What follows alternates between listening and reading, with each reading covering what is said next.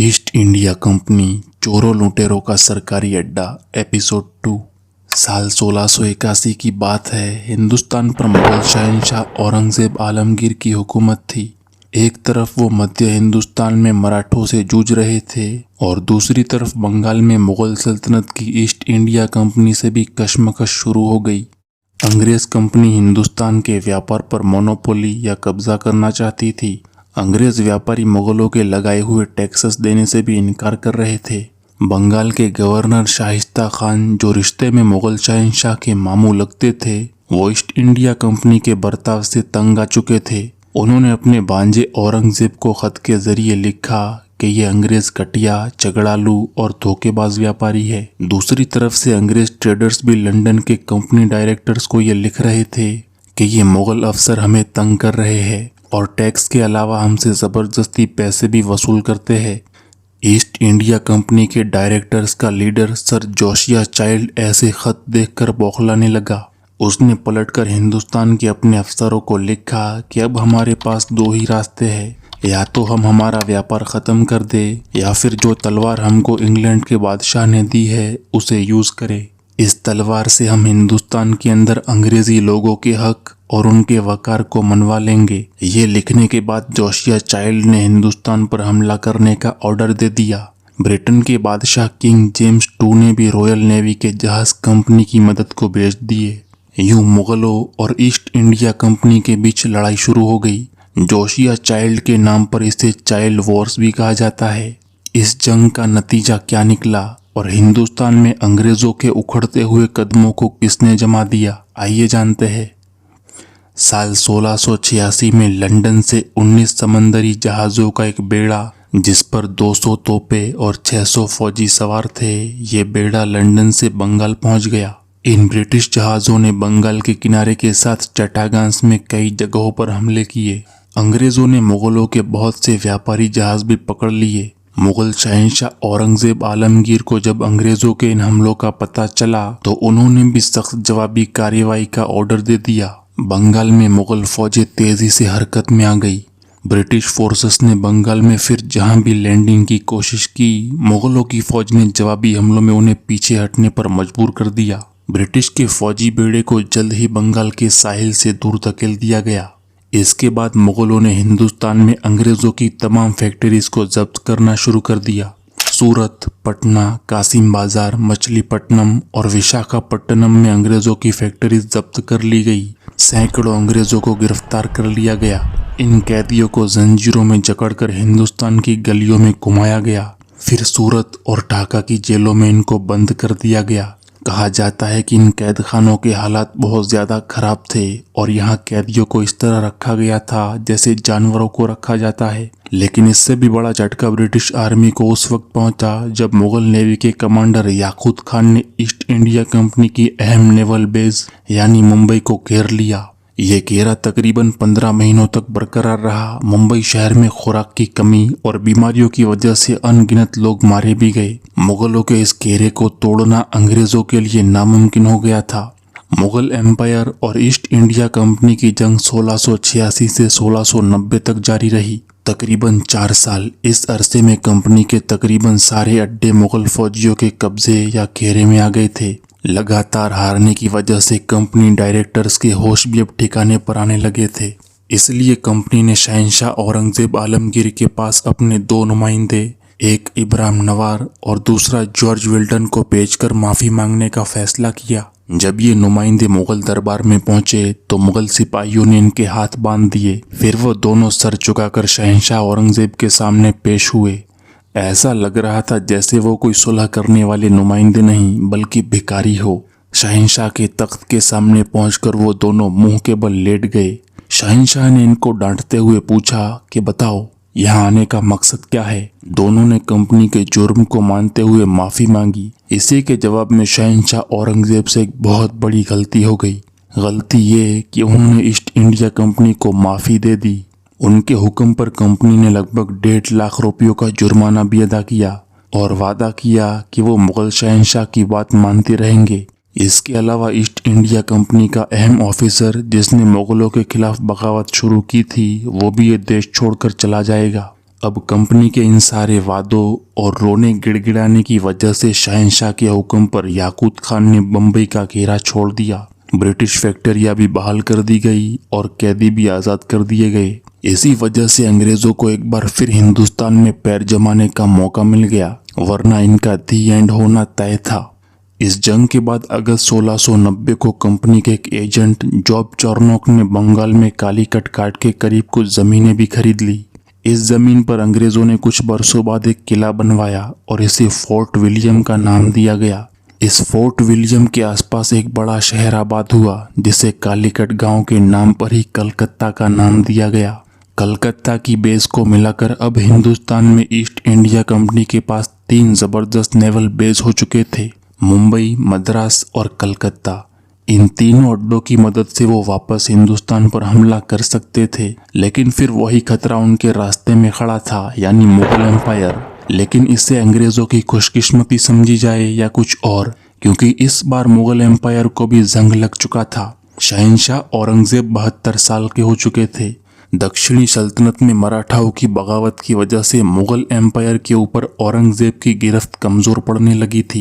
East India company को अपनी हार के कुछ साल बाद ही मुगलों की इस कमजोरी का अंदाजा हो गया था।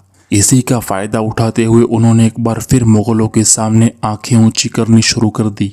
साल 1700 साल में शहंशाह औरंगजेब की मौत हो गई।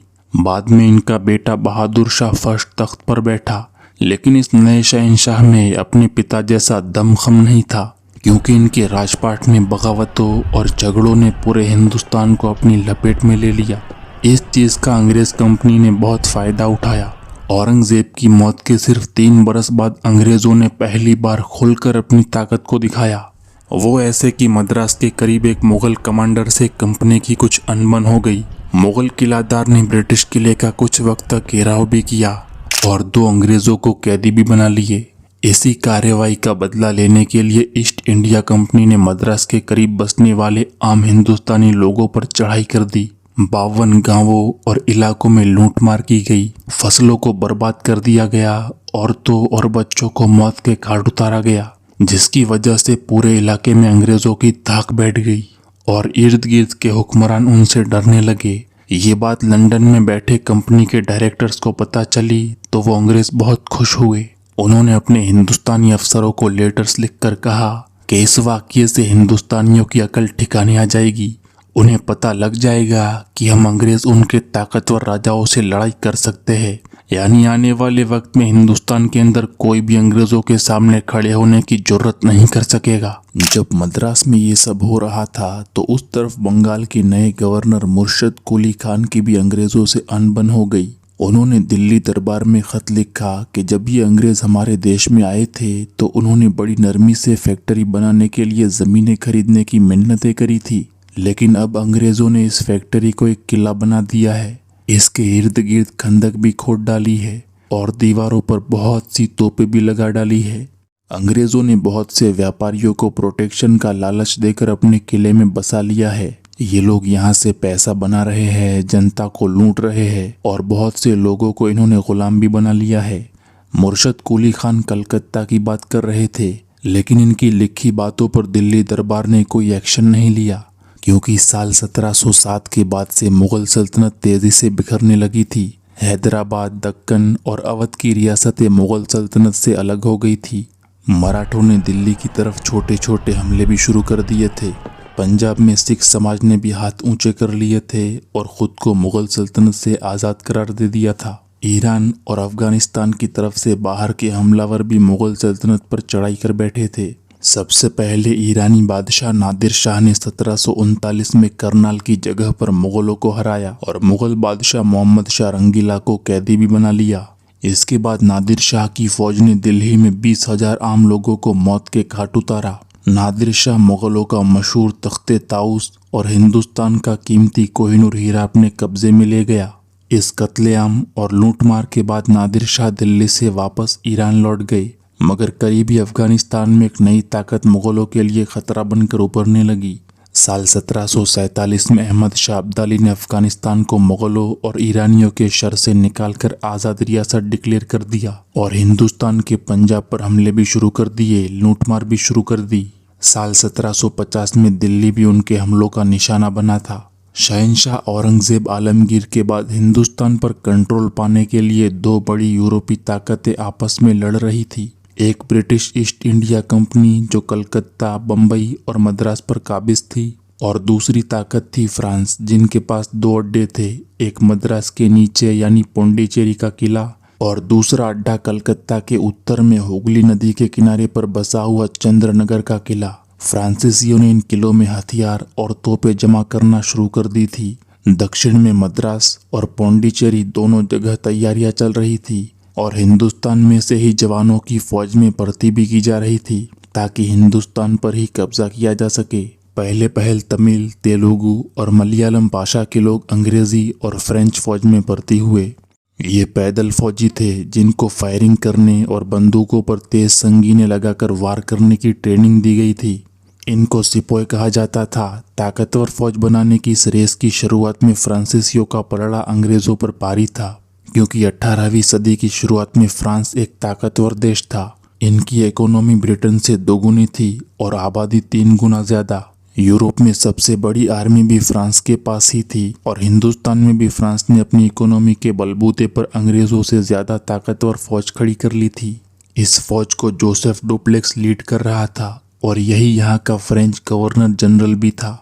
साल 1746 में उसने ब्रिटिश के किले मद्रास पर सरप्राइज अटैक कर दिया 4000 फौजियों के साथ। उस वक्त मद्रास की हिफाजत के लिए सिर्फ 300 ब्रिटिश सिपाही ही मौजूद थे। फ्रेंच फोर्सेस ने कोई नुकसान उठाए बगैर अंग्रेजों को सरेंडर करने पर मजबूर कर दिया। अब मद्रास पर फ्रांसीसी झंडा लहराने लगा। इस कामयाबी के बाद फ्रेंच गवर्नर ने हिंदुस्तानियों से भी लड़ाई मोड़ ली। वो इस तरह के दक्षिणी हिंदुस्तान की रियासत अरकोट, जो आज के तमिलनाडु का हिस्सा है, उसका नवाब उस वक्त तक मुगल दरबार का वफादार था। इस नवाब ने डुप्लेक्स को कहा कि तुम मद्रास का किला मुगलों के हवाले कर दो। डुप्लेक्स ने इनकार कर दिया तो नवाब अनवरुद्दीन ने उसके मुकाबले के लिए 10,000 की फौज भेज दी। इसके जवाब में दूसरी तरफ से 700 फ्रांसीसी फौजी, जिनमें ज्यादातर सिपाही हिंदुस्तानी थे, वो सब मुकाबला करने के लिए आगे आए। 24 अक्टूबर 1746 के दिन बंगाल की खाड़ी के करीब अडियार नदी के किनारे एक ऐतिहासिक लड़ाई हुई। 700 फ्रांसीसी फौजियों ने पेड़ों की आड़ लेकर छुपकर मुगल फौज पर अपनी बंदूकें फायर कर दी। मुगल फौज के पास बंदूकें थी और ज्यादा फौजी घोड़ों पर सवार थे, लेकिन ये सब बिखरे हुए जूतू आगे बढ़ रहे थे, कोई डिसिप्लिन में नहीं था। इसीलिए फ्रांसीसियों की फायरिंग से मुगलों के बहुत से फौजी ढेर हो गए और फिर भगदड़ मच गई। लड़ाई की हैरान करने वाली बात यह थी कि इसमें सिर्फ 2 फ्रांसीसी फौजी ही मौत का शिकार बने थे, जबकि दूसरी तरफ मुगलों के 300 फौजी मारे गए और बहुत से जख्मी हो गए थे। किसी यूरोपीय ताकत के सामने ये हिंदुस्तानियों की पहली हार थी। इसी जीत के बाद हिंदुस्तान में फ्रांसीसी फौज की जबरदस्त ट्रेनिंग और डिसिप्लिन की ताक बैठ गई। यहाँ के राजाओं ने फ्रांसीसियों को पैसे देकर अपने लिए इस्तेमाल करना शुरू कर दिया। कई बरसों तक फ्रेंच फौज नवाबों और राजे महाराजाओं की आपस की लड़ाई में किराए की फौज की तरह काम करती रही। यहाँ तक कि एक बार हैदराबाद, दक्कन जैसी ताकतवर सल्तनत ने भी अंदरूनी लड़ाई के लिए फ्रांस के फौजी मदद के लिए बुलवाए। इस मदद के लिए गवर्नर डुप्लेक्स को 77,500 पाउंड्स कैश दिए गए और इसे दक्कनी फौज के लिए 7,000 घुड़सवारों का कमांडर भी बना दिया गया और 20,000 पाउंड सालाना आमदनी वाली जागीर भी इसे सौंप दी गई। अब हिंदुस्तान में फ्रांस को तो ये सारी कामयाबियां मिल रही थी, लेकिन दूसरी तरफ ब्रिटेन के अंग्रेज भी गाफिल नहीं थे। वो भी अपनी फौज को हिंदुस्तान में बेहतर बनाने में लगे हुए थे। कुछ बरसों बाद ब्रिटेन ने एक मुआहिदा करके मद्रास का किला फ्रांसीसियों से वापस ले लिया। इसके बाद अंग्रेजों ने भी फ्रांसीसियों ही की तरह यहाँ के राजाओं को किराए पर फौज देना शुरू कर दिया। अब ब्रिटिश की अंग्रेज कंपनी को ऐसे कमांडर की जरूरत थी जो हिंदुस्तान में फ्रांसीसियों को तूल चटा सके। ये कमांडर भी उनको मिल गया। इसका नाम था रॉबर्ट क्लाइव। ये रॉबर्ट क्लाइव एक आवारा और झगड़ालू नौजवान था। इसके माता पिता ने इसके खराब बर्ताव से तंग आकर इससे जान छुड़ाने के लिए इसे ईस्ट इंडिया कंपनी में क्लर्क की नौकरी दिलवाकर हिंदुस्तान भेज दिया था। 1746 में जब फ्रांसीसियों ने मद्रास पर कब्जा कर लिया था, उस वक्त रॉबर्ट क्लाइव भी उसी शहर में मौजूद था। फ्रांसीसियों ने उसे भी कैद कर लिया था। रॉबर्ट क्लाइव और दूसरे अंग्रेज कैदियों को टॉर्चर करके ये कसम खिलवाई गई कि वो आगे से फ्रांसीसियों से नहीं लड़ेंगे, बाकी अंग्रेज तो डर डर कर ये कस्में खाने लगे, लेकिन रॉबर्ट क्लाइव ने इनकार कर दिया। टॉर्चर के बावजूद वो टस से मस नहीं हुआ और एक दिन वो फ्रेंच सोल्जर्स को चकमा देकर कैद से फरार हो गया और मद्रास से दूर एक ब्रिटिश किले एसटी डेविड की तरफ चल पड़ा। वो इस किले में पहुंचा और यहाँ के ब्रिटिश कमांडर स्ट्रिंगर लॉरेंस से फौजी ट्रेनिंग ली। क्लाइव होशियार नौजवान था, वो जल्द ही मिलिट्री टैक्टिक्स में माहिर बन गया और उसे फौज में लेफ्टिनेंट बना दिया गया। साल 1751 में क्लाइव को अपनी सलाहियतें दिखाने का एक मौका भी मिला। दरअसल फ्रांसीसी फौजियों ने कुछ हिंदुस्तानियों से मिलकर आरकोट किले को घेरे में ले लिया था। किले वालों ने ब्रिटेन के अंग्रेजों से मदद मांगी, लेकिन उस वक्त मसला ये था कि मौसम बहुत खराब था। फौज को मानसून की बरसती बारिश के बीच से गुजरकर किले तक पहुंचना था। इसी मौके पर जब दूसरे ऑफिसर इस मुहिम की कमांडरी करने से हिचकिचा रहे थे, उसी वक्त रॉबर्ट क्लाइव ने यह जिम्मेदारी अपने सर पर ले ली। वो सिर्फ 500 सिपाहियों के साथ रात के अंधेरे में तूफानी बारिश से जूझते हुए अरकोट जा पहुंचा।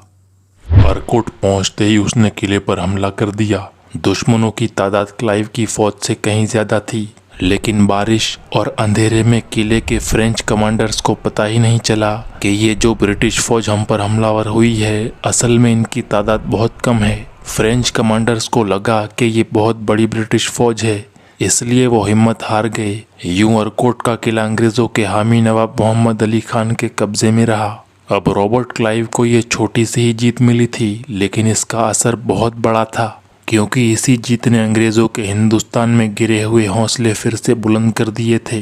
अगला साल क्लाइव के लिए और जीत लेकर आया। 1752 में क्लाइव और जनरल स्ट्रिंगर लॉरेंस ने मद्रास पर हुआ एक फ्रेंच हमला नाकाम बनाया और भी कई सारी लड़ाइयाँ लड़कर अरकोट और त्रिचिनापल्ली के किलों को फ्रेंच हमलों से बचा लिया। लेकिन क्लाइव को सबसे बड़ी कामयाबी मिली 13 जून 1752 को। इस दिन त्रिचिनापल्ली के करीब फ्रेंच कमांडर जैक्स लॉ ने रॉबर्ट क्लाइव के सामने हथियार डाल दिए। 785 फ्रेंच नेशनल्स और उनके 2000 हिंदुस्तानी सिपाही अंग्रेजों के कैदी बन गए। दोस्तों, रॉबर्ट क्लाइव की जबरदस्त जीतों ने हिंदुस्तान में अंग्रेजों के उखड़ते हुए कदम फिर से जमा दिए। वो हकीकत में अंग्रेजों को हिंदुस्तान में बचाने वाला शख्स साबित हुआ। उसकी कामयाबियों को फ्रेंच जनरल डुप्लेक्स रोकने में नाकाम रहा। इसी वजह से फ्रांसीसियों ने उसे गवर्नर जनरल के ओहदे से हटाकर वापस पेरिस भेज दिया। इस तरफ रॉबर्ट क्लाइव भी अपनी फौजी मुहिमात से बहुत दौलत कमा चुका था, सो वो भी रिटायर होकर इंग्लैंड चला गया और पार्लियामेंट का सदस्य बन गया। डुप्लेक्स और रॉबर्ट क्लाइव के हिंदुस्तान से जाने के बाद अंग्रेजों और फ्रांसीसियों के बीच कुछ वक्त ही शांति कायम रह सकी। साल 1755 में एक ऐसा वाकया हुआ जिसने ब्रिटेन, फ्रांस और हिंदुस्तान का इतिहास बदल के रख दिया। जंग के शोले एक बार फिर भड़क उठे, लेकिन ये वाकया हिंदुस्तान से हजारों किलोमीटर दूर फ्रांस में हुआ था। दरअसल नवंबर 1755 में ईस्ट इंडिया कंपनी के लंदन हेडक्वार्टर को एक इंटेलिजेंस रिपोर्ट मिली। ये रिपोर्ट एक ब्रिटिश एजेंट ने फ्रांस के इलाके ब्रिटनी से भेजी थी। रिपोर्ट में बताया गया था कि एक ताकतवर फ्रांसीसी बेड़ा किसी अहम फौजी मुहिम के लिए ब्रिटेन से रवाना हो चुका है। अब ब्रिटेन और फ्रांस एक बार फिर जंग के दहाने पर तो थे ही, जिसकी वजह ये थी कि अमेरिका में इनकी कॉलोनीज के बीच झड़पें तेज हो गई थी।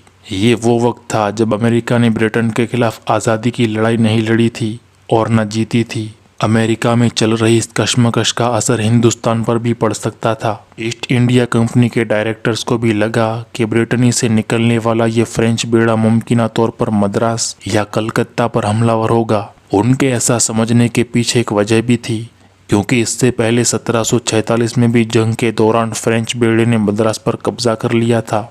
इसलिए इस बार अंग्रेज ये रिस्क नहीं लेना चाहते थे, जिसकी वजह से उन्होंने फौरन दो बड़े कदम उठाए। पहला ये कि मद्रास और कलकत्ता के अंग्रेज गवर्नर्स को फ्रांसीसी हमले से खबरदार करते हुए हिफाजती इंतजामात सख्त करने का हुक्म दिया। दूसरा कदम ये कि रॉबर्ट क्लाइव को दोबारा हिंदुस्तान में बुलवा लिया। उस वक्त क्लाइव को ब्रिटिश पार्लियामेंट से निकाल दिया था, ये इल्ज़ाम लगाकर कि उसने ब्रिटिश पार्लियामेंट में लोअर हाउस या हाउस ऑफ कॉमन की सभ्यता पैसे देकर खरीदी है। क्लाइव को संसद से निकाले जाने पर बहुत बड़ा झटका लगा था, क्योंकि वो हिंदुस्तान से जो दौलत कमा कर लाया था वो उसने अपने सियासी करियर बनाने पर लुटा दी थी। यानी हराम का माल हराम में ही चला गया। अब उसे और दौलत की ज़रूरत थी। इसलिए जब ईस्ट इंडिया कंपनी ने उसे दोबारा हिंदुस्तान भेजने की ऑफ़र की तो उसने फ़ौरन कबूल कर ली।